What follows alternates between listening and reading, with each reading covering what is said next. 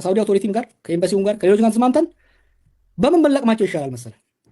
በራሳቸው መሳሪያቸው ምንድነው? ቲክቶክ ነው ሎኬሽናቸው። ሰሞኑን የኦሮሞ ልጆች ታሪክ ሰርተዋል። ጀዋር መሐመድ ትልቁ ሚና ተጫውቶታል። በሳውዲ አረቢያ ህግ ቀልድ የለምና እንግዲህ እንደምትመለከቷቸው በገጠርም ሆነ በከተማ እየተዘዋወሩ ያዙ እያፈሱ እየለቀማቸው ነው ማለት ነው። በሳውዲ አረቢያ የሚገኘው የኢትዮጵያ ኤምባሲ መግለጫ ወጥቶ ነበር። ያወጣውን መግለጫም እንግዲህ ተግባራዊ እያደረገ እያየን ነው ማለት ነው። በዚህ አጋጣሚ ለፍታችሁና ደክማችሁ የምታድሩ በሳውዲ አረቢያ ኗሪ የሆናችሁትና ወንድሞቻችን በጥጋበኞች ምክንያት የእናንተ ርዚቅም እንዳይቆረጥ እናንተም ሌላ ጣጣ ውስጥ እንዳትገቡ እባካችሁን ራሳችሁን ጠብቃችሁ ስሩ። በተለይ ደግሞ ቲክቶከርና ዩቱበር የሆናችሁ ሰዎች ብትችሉ ለጊዜው አካውንታችሁን ሆነ ቻናላችሁን ፕራይቬት ብታደርጉት ይመረጣል ማለት ነው። ካልሆነ ግን እናንተም ራሳችሁን ለመያዝ ወይም ለማስያዝ እየተዘጋጃችሁ እንደሆነ ማወቅ አለባችሁ።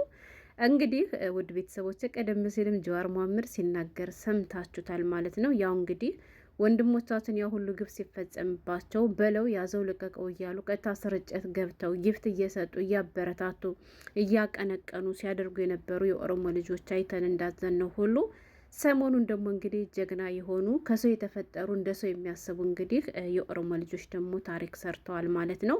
እነዚያ ሰው በላዎች ይሄ የኦሮሞ ሕዝብ መገለጫ አይደለም፣ ይሄ ባህላችን አይደለም በማለት እንግዲህ ልጆቹን አሳልፈው ለመስጠት በቁርጠኝነት እየሰሩ ይገኛሉ ማለት ነው። እስካሁንም ድረስ እንግዲህ በጣም ብዙ ልጆች እንደተያዙ እየተነገረ ነው። በሳውዲ አረቢያ የሚገኙትን ብቻ ሳይሆን ኢትዮጵያ ውስጥም ደግሞ አካባቢያቸው የትውልድ ሰፈራቸው የት እንደሆነ ሁሉ በማጣራት በጣም ትልቅ ስራ እየሰሩ ነው ማለት ነው። ምንም እንኳ የሞቱ ወንድሞቻችን ባይመለሱም ለወደፊቱ ግን ድጋሚ እንደዚህ ያለ ስራ እንዳይሰራ ማስተማሪያ የሚሆን አይቀጡ ቅጣት እየተቀጡ ይገኛሉ ማለት ነው። እንዲሁም በሳውዲ አረቢያ ህግ ቀልድ የለምና በሳውዲ አረቢያ የሚገኘውም የኢትዮጵያ ኤምባሲም እንግዲህ መግለጫ አውጥቶ ነበረ። መግለጫውም ይሄ ነገር በተደጋጋሚ በየአመቱም በአመት 2-3 ጊዜም ሲፈጠርም እንሰማለን እናያለንም። አሁን ግን ለአንዴና ለመጨረሻ ጊዜ እንደዚህ ያሉ ችግሮችን ከስራቸው ለመንቀል ወይም ደግሞ ምንጩን ለማድረግ ከሚመለከተው አካል ጋር ለመስራት ቆርጠን ተነስተናል ብሎ ነበር መግለጫው ላይ ማለት ነው። እንግዲህ ያወጣውን መግለጫም ተግባራዊ እያደረገው እንደሆነ እያየን ነው ማለት ነው። እንግዲህ ከሚመለከተው ከሳውዲ አረቢያ ከህግ አካላቱ ጋር ሆነን ጥግ ድረስ ሂደን የእጃቸውን እንሰጣቸዋለን ብሎ ነበር። በጣም ብዙ ልጆችም እየተያዙ ነው ማለት ነው። ግን የሀገሬ ልጆች በዚህ አጋጣሚ እየተያዙ ያሉት አሁን ላይ በዚያ ወንጀል የተሳተፉ ሰዎች ብቻ አይደለም ማለት ነው። እነሱ ቢያዙማ በስራቸው ነበረ። እነሱም እንደስከዛሬው ማምለጥ አልቻሉም። ምክንያቱም በሎኬሽናቸው አማካኝነት እያንዳንዳቸው እየተለቀሙ ነው ማለት ነው። ግን ደግሞ በዚያ መሀል ምንም የማያውቁ በረሃ ለበረሃ የሚንከራተቱ ላባቸውን ጠብ አድርገው ሰርቶ የሚያድሩ ሁሉ እየተያዙ ነው ማለት ነው። ስለዚህ ሌሎቻችሁ ደግሞ በእነሱ ጦስ እናንተ ምርዚቃችሁ እንዳይቆረጥ ብትችሉ አሁን ላይ ጥንቃቄ አድርጋችሁ ስሩ። በተለይ ስልክ ላይ የምታተኩሩ ሰዎች ዝም ብላችሁ መከታተል ምናምን ትችላላችሁ፣ ገባችሁ? የራሳችሁን አካውንት ግን ፕራይቬት ያድርጋችሁ አስቀምጡት ማለት ነው። እንግዲህ ወደ ቤተሰቦች እንዳልኳችሁ ጀግና የሆኑ የሰው ህመም የሚያማቸው የሰው ሞት የሚያማቸው የኦሮሞ ልጆች ታሪክ ሰርተዋል፣ አኮርተውናል ማለት ነው። በባለፈው ያልሆነ ስራ ሲሰራ በለው ያዘው ልቀቀው በአንደኛው አልሞትለት ሲል ይሄማ ድርብ ነፍስ ነው ያለው ገልብጠ በለው እያሉ እያቀነቀኑ እንደዚያ በለው ፍለጠው እያሉ ሲሉ የነበሩ ሰዎችን እንደተቃወም ነው እንዳፈርንባቸው ሁሉ እንደዚህ ያሉ ጀግኖች ደግሞ የሰው ህመም የሚያማቸው ወንድምና እህቶች ስናይ ደግሞ ልናመሰግናቸው ከጎናቸው ልንሆን ይገባል ማለት ነው። እና እንግዲህ ከነዚህ መካከልም ቀደም ሲልም ሲናገር ሰምታችኋል። ታዋቂው ፖለቲከኛ እንግዲህ ጀዋር መሐመድ በዚህ አጋጣሚ መልእክት አስተላልፏል። መልእክቱ ምንድነው መሰላችሁ? እኔ እስካሁን ድረስ ቲክቶክ ላይ እንደዚህ ታሪክ ሰርቼ አላቅም ብሏል ማለት ነው። እስካሁን ድረስ ያለሁት ፌስቡክ ላይ ነበርኩኝ። የቲክቶክን ጥቅም አላወቅኩትም ነበር። ለካ ህዝቤ ለካ ወጣቱ እንዳለ ያለው ቲክቶክ ላይ ነው። ስለዚህ ከአሁን በኋላ በቲክቶክም ህዝቤንና ሀገሬን ጥሩ ስራ ሰርቼ ለማገልገል መጥቻለሁ ሲልም ተናግሯል ማለት ነው። በዚህ አጋጣሚ ፎሎ ያላደረጋችሁ ሰዎች ፎሎ አድርጉት። መልካም ስራ የሚሰራ ከሆነ እናበረታተው ማለት ነው።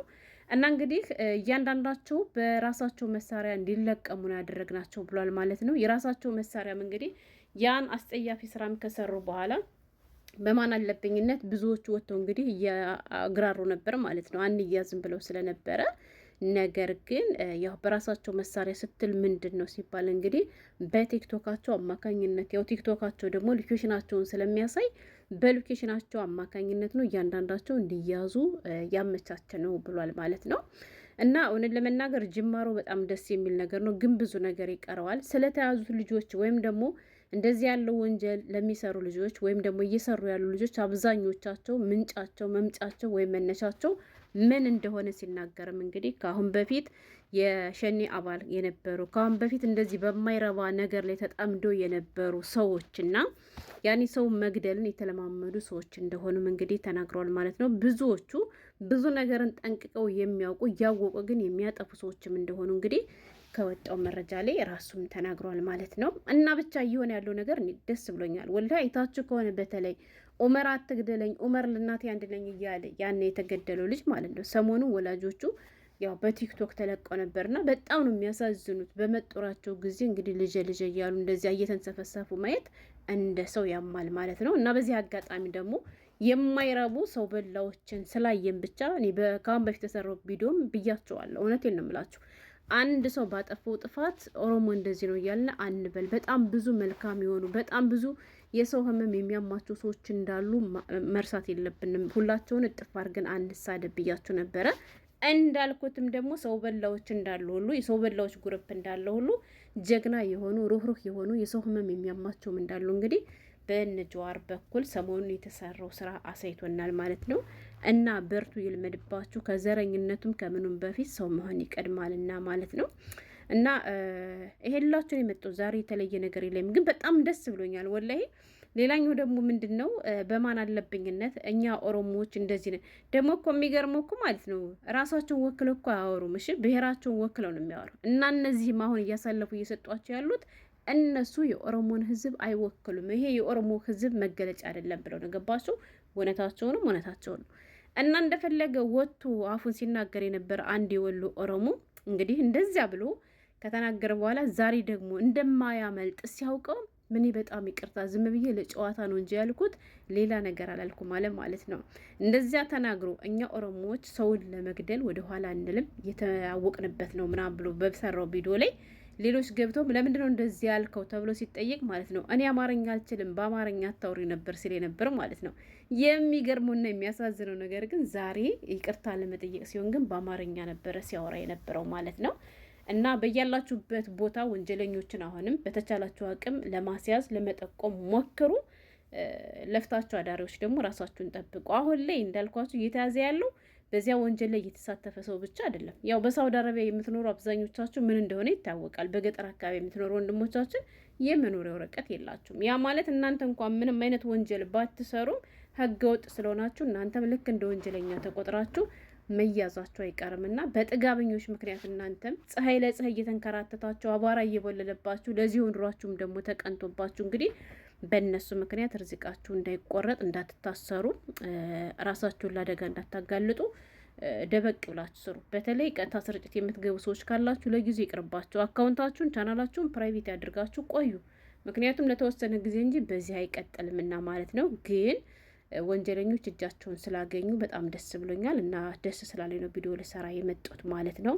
በርቱ፣ ይልመድባችሁ። እውነት እንደዚህ ከተበደለ ሰው ጎን መቆም ይልመድባችሁ ነው የምለው። ስላደረጋችሁት ነገርም እናመሰግናለን። ሰላም ሁኑልኝ።